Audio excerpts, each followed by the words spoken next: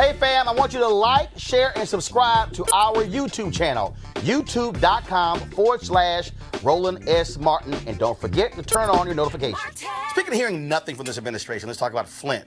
Although they have gotten the all clear for the water in Flint, that is not necessarily the case, according to an investigative reporter. Now, Michigan, they've finally gotten a $77.7 million to Flint for water infrastructure improvements. They have been waiting for this for quite some time, and it's not any new money. It was part of a $120 million package that was first passed by Congress in 2016. They're finally getting it. Flint, though, will need another $300 million over the next 20 years to deal with the water crisis there. We're now in year 5 of this, folks, in year 5. Now, it was 2 years ago when officials there said that the water in Flint was safe.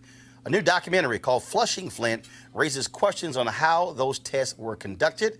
Joining us right now is Jordan Chariton, the investigative reporter in the documentary. Jordan, glad to have you in Roland Martin Unfiltered. You say that the analysis that was done saying the water was clean in Flint was flat out wrong.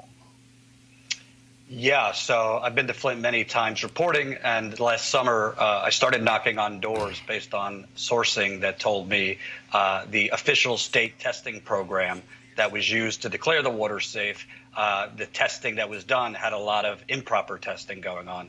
So I started knocking on doors of residents that were on the official state testing program, and what I found was state officials in the environmental agency, Michigan Department of Environmental Quality, were going into homes and actually running residents' water, in some cases for 5 to 10 minutes before taking lead and copper samples. That's called flushing, and it's against the EPA's main drinking water regulation, because if you run the water even for 30 seconds to a minute, you could be flushing out high qualities of lead. So we continued in Flint for 3 weeks over the summer, and then we went back in the fall. My partner and I knocked on nearly 500 doors, and we found these examples of flushing in dozens of homes in Flint. And we're going to right now share an excerpt from the documentary, and we'll come back to you, Jordan, in just 1 second. Guys, go ahead and play that. I'm a journalist. I'm just asking residents on this block if the state ever came to test your water.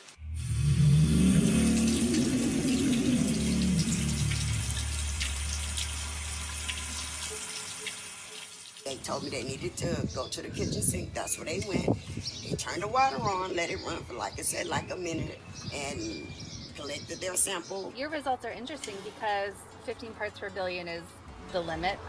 So them telling you to let the water run for that long, that's probably why you were getting such low results. When they did it, do you remember if they turned the water on and took the sample right away, or did they let it run first? They let it run a while. They showed up at my door and they handed me a pamphlet and said, okay, it's safe to bathe in, before they even went in my house. Have you had any problems health-wise since the water switch? Itching, breaking down, and stuff like that. My teeth, yeah, so. And I've had pneumonia. Our skin and our hair. I've been getting a lot of boils. Go ahead, get it. Bro, I'm telling you. And I get them like, just bro. And they were worse. My daughter did have a miscarriage. He was at Heritage Manor, went to McLaren, where they had the Legionnaires. My father is dead. They want us out of here. They want to make it a college town, and we are not a fool. We know it. Go up and down the street. Look over there. We have a forest in the dadgum city. We can't drink our water. We can't go outside and play. We ain't got no parks. They're just going in, people who don't know EPA regulations, people that are older, people that are younger, people that are poor, whatever. And they're just right in front of them cheating to try and get a lower number. So who the hell knows what the real numbers are? You always hear that talking point, well, like 3,000 other cities have worse numbers than Flint. I think what we're getting at here is we probably don't know the real lead levels in Flint because they've been flushing out the lead before they test. All right, Jordan, so you also have some news to report for us. Yeah, last night, Governor Whitmer, who took office in January, actually confirmed our reporting. She was on a panel with Flint residents talking about, regaining the trust in Flint. And she actually referenced our reporting and said that the Michigan Department of Environmental Quality had run the water before taking samples. And just to break it down in non-scientific terms, it's essentially just cooking the data. And this happened under the former governor's administration. So we only knocked on 450 doors. We're not funded to be out there for months. So it could be that it was more widespread, but we did find this in dozens of homes, which definitely raises questions about the declarations that were made by now former Governor Snyder that the water is safe to drink and restored. And you'll see in the documentary, I mean, people, it's not like 5 years ago. People are still like currently getting rashes from that water, losing hair. I saw a 1-year-old African-American baby. The family had just moved into the home that month. She had white blisters all over her legs and arms, which you'll see in the documentary. So unfortunately, the media, as you know, doesn't like to cover things if it's not Trump and Russia related. But I would say the declarations that the water is safe and the decision based on that to shut down the water pods is highly questionable. So when is the documentary going to air and where? Tuesday, April 23rd. It'll be available at FlushingFlint.com. All right, then. Jordan, we appreciate it, man. Thank you so very much.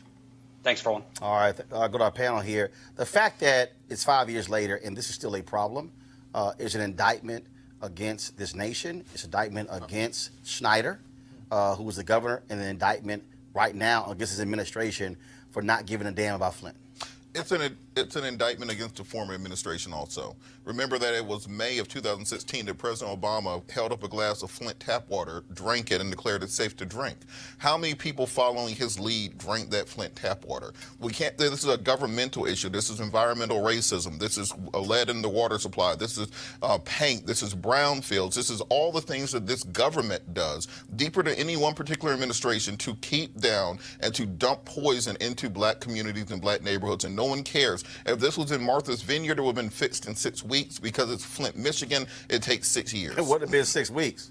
I think the funds are to be released now is long overdue. The most galling aspect of this is the willful, if not deliberate, act by public officials allowing people to drink the water knowing that it is contaminated. And as we know, the effects of drinking water with lead in it will cause irreversible damages to the brain, to the way you think, and just to your well-being. But the fact of the matter is, when it comes to environmental racism, it is an issue in the black community. It exists, and it's a civil rights issue that, as members of society, we have to bring it to the forefront, right? But when you are trying to survive every day, right, you're trying to dodge bullets, you're trying to not get killed when you get stopped by the police officer, then environmental racism is not the first thing on your priority, which is why people are saying, why isn't it that environmental racism is an issue that black folks talk about all the time? Well, we do. It's just that we have so many other issues within our community that we have to work on that environmental racism sometimes tends to be at the very bottom. Eugene. The thing is this. We as a country have a $4 trillion per year budget. We just gave $12 billion in reparations to farmers that were hurt by the Trump administration's trade policies. Largely white farmers. Largely white farmers. Mm-hmm. Democrats now control Congress. For the last couple of years... No, I control the House. Well, they control the House, but they have budgetary control. Mm-hmm. For the last couple of years, they've been shut out. I think part of this year's budget that comes to the Appropriations Committee, there needs to... That $300 million shouldn't have to wait for 20 years. You could put it on the table now. You could put all that cash on the table now. Well, here's the deal, though. Even if Democrats pass it, it still has to go to the Senate. Well, and then it'll come back to conference committee, and you negotiate. Well, that's if Mitch McConnell has the guts to actually bring it up. Well, and he's shown. I mean, look, you got to fight right now in the Senate over the whole issue of funding for relief disaster because Trump only wants to have $600 million for nutritional for Puerto Rico. But Democrats are saying no. We need one more for infrastructure, and he doesn't want to do it, and McConnell's unsure what to do next. And the thing is this, we've had government shutdowns over all type of petty stuff.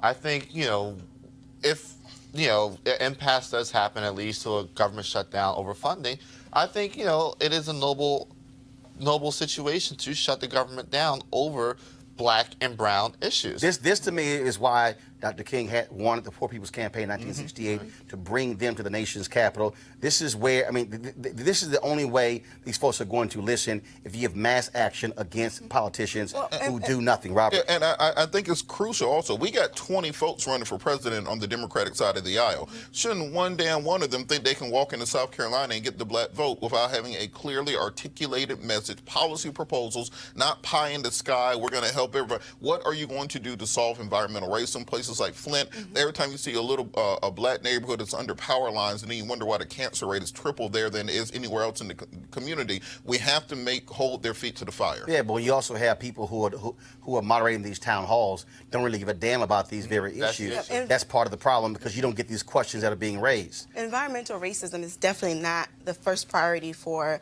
this administration, and I don't think the previous administration either, just to be honest. And the Supreme Court has made it even more difficult to even prove environmental racism. You almost, if you're going to sue an entity or an organization for environmental racism, you almost have to find a memo on the desk of the CEO saying that we are doing this specifically to target this group of people. They have made it extremely difficult, the Supreme Court, which is why we have to pay attention who gets appointed to the Supreme Court. You want to support Roland Martin Unfiltered? Be sure to join our Bring the Funk fan club. Every dollar that you give to us supports our daily digital show. There's only one daily digital show out here that keeps it black and keep it real as Roland Martin Unfiltered. Support the Roland Martin Unfiltered Daily Digital Show by going to RolandMartinUnfiltered.com. Our goal is to get 20,000 of our fans contributing $50 each for the whole year. You can make this possible. RolandMartinUnfiltered.com.